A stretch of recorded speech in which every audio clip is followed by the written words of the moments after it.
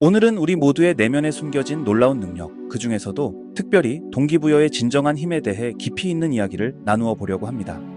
특별히 오늘은 세계적인 심리학자들의 연구 결과를 바탕으로 우리의 뇌가 어떻게 동기부여를 만들어내고 이것이 어떻게 우리의 성공으로 이어지는지 상세히 알아보도록 하겠습니다. 여러분은 배가 고플 때 뇌가 어떻게 변하는지 아시나요? 단순히 배고프다는 느낌을 넘어서 우리의 뇌, 특히 시상하부는 마치 독립된 인격체처럼 작동하기 시작합니다. 이는 단순한 비유가 아닙니다. 실제로 우리의 뇌는 목표를 설정하고 그 목표를 향해 모든 감각과 행동을 정렬시키는 놀라운 능력을 가지고 있습니다. 매우 배고픈 상태라고 가정해 보겠습니다. 그 순간 시야는 자연스럽게 음식과 관련된 것들에 집중되기 시작합니다.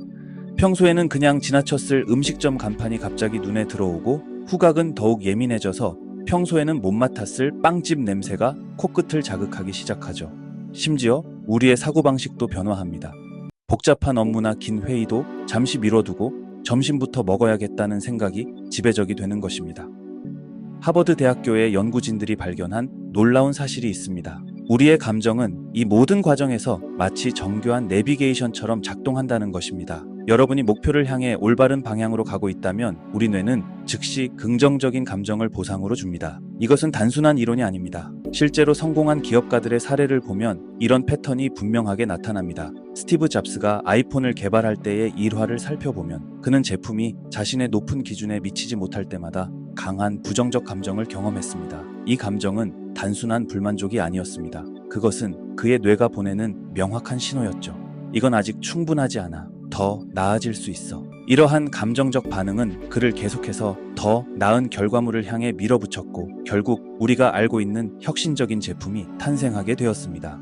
실제로 성공적인 사람들의 동기부여 시스템을 연구해보면 그들은 4가지 핵심 요소를 균형 있게 발전시켰다는 것을 알 수 있습니다. 첫째는 복잡한 상황을 이해하고 해결하는 인지 능력입니다. 이것은 단순한 IQ 점수와는 다릅니다. 세계적인 체스 그랜드 마스터들을 연구해보면 그들은 단순히 높은 IQ를 가진 것이 아니라 복잡한 상황을 패턴으로 인식하고 해결하는 능력이 뛰어났습니다. 이들은 수만 가지의 체스 포지션을 외우는 것이 아니라 각 상황의 핵심 패턴을 이해하고 그것을 바탕으로 최적의 결정을 내리는 것이죠. 둘째는 끊임없이 노력할 수 있는 성실성, 즉 그릿입니다. 펜실베이니아 대학교의 앤젤라 덕워스 교수가 진행한 연구는 매우 흥미로운 결과를 보여줍니다. 그녀는 미국 웨스트포인트 사관학교의 생도들을 대상으로 연구를 진행했는데 가장 성공적인 졸업생들은 입학시험 성적이 가장 높았던 학생들이 아니었습니다. 대신 가장 높은 그릿 점수를 보여준 학생들이었죠.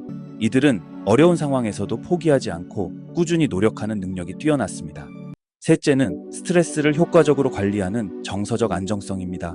이는 현대 사회에서 특히 중요한 요소가 되었습니다. 예를 들어 구글은 직원들을 위한 마인드풀리스 프로그램을 운영하고 있습니다. 이 프로그램을 통해 직원들의 스트레스가 30% 이상 감소했고 생산성은 20% 이상 향상되었다고 합니다. 이는 단순한 우연이 아닙니다. 신경과학 연구에 따르면 스트레스를 잘 관리하는 사람들의 전두엽 피질이 더 활성화되어 있다는 것이 밝혀졌습니다. 전두엽 피질은 우리의 의사결정과 감정 조절을 담당하는 핵심 부위죠. 넷째는 새로운 경험에 대한 개방성입니다. 넷플릭스의 리드 헤이스팅스 CEO는 한 인터뷰에서 이렇게 말했습니다. 우리 회사의 성공 비결은 변화를 두려워하지 않는 것입니다. 우리는 실패를 두려워하지 않습니다. 오히려 실패하지 않는 것을 두려워합니다. 이것은 단순한 수사가 아닙니다. 실제로 넷플릭스는 DVD 대여 회사에서 스트리밍 서비스로 다시 콘텐츠 제작사로 끊임없이 변화해왔습니다.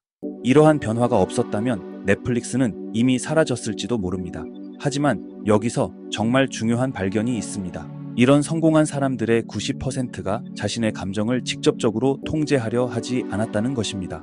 대신 그들은 처음부터 부정적인 감정이 생기지 않도록 자신의 환경을 철저하게 관리했습니다. 이것이 바로 환경 설계의 핵심입니다. 마크 저커버그가 매일 같은 옷을 입는 것도 비슷한 맥락입니다. 많은 사람들은 이것을 단순한 개인적 취향이나 괴짜 같은 행동으로 치부합니다.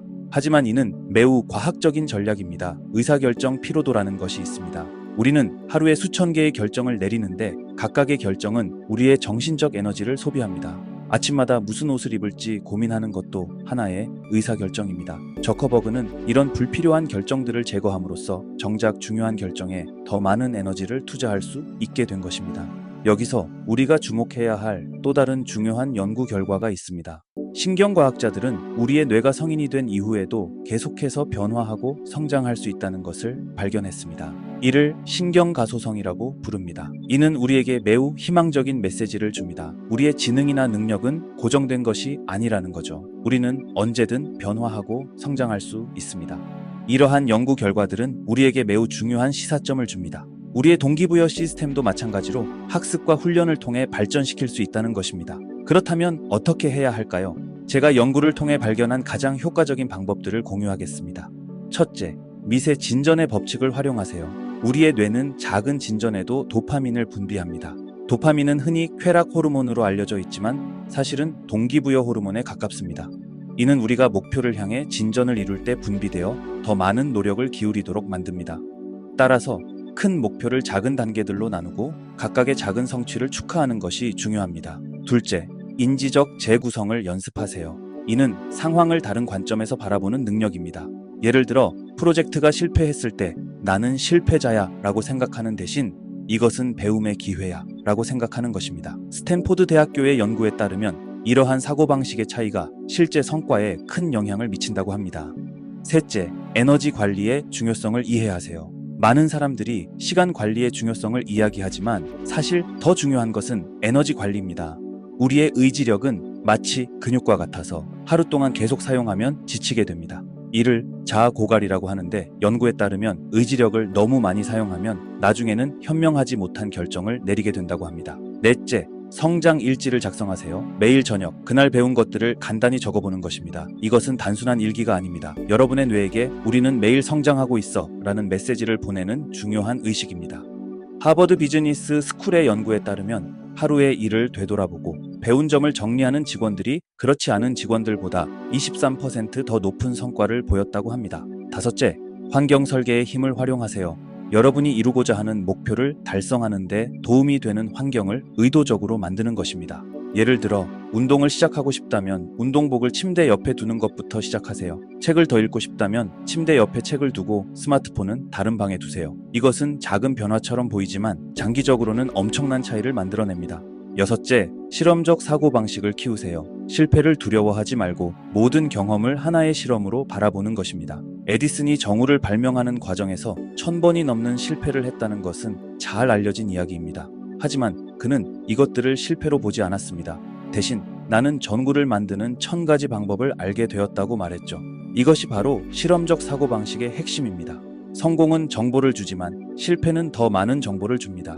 일곱째, 인지적 여유를 만드세요. 우리의 뇌는 항상 최선의 결정을 내릴 수 있는 상태는 아닙니다.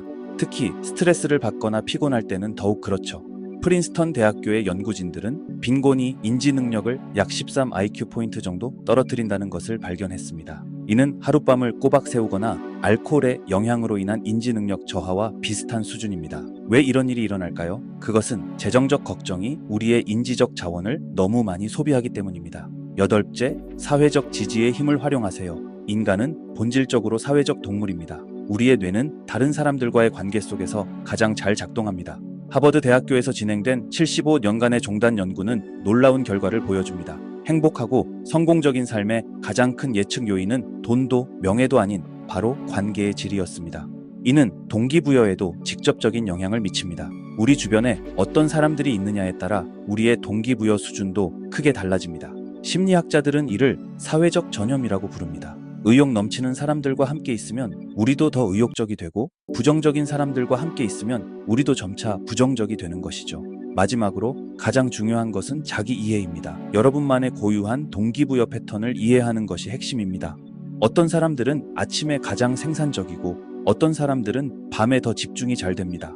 어떤 사람들은 경쟁을 통해 동기부여를 받고 또 어떤 사람들은 협력을 통해 더 큰 동기를 얻습니다. 중요한 것은 남들이 하는 대로 따라하는 것이 아니라 자신에게 가장 잘 맞는 방식을 찾는 것입니다.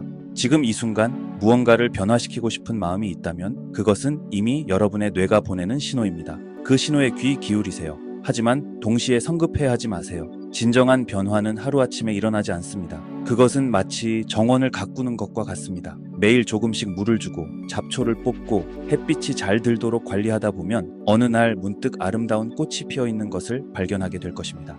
우리의 내면에는 무한한 가능성이 있습니다. 그리고 그 가능성을 현실로 만드는 열쇠는 바로 동기부여입니다.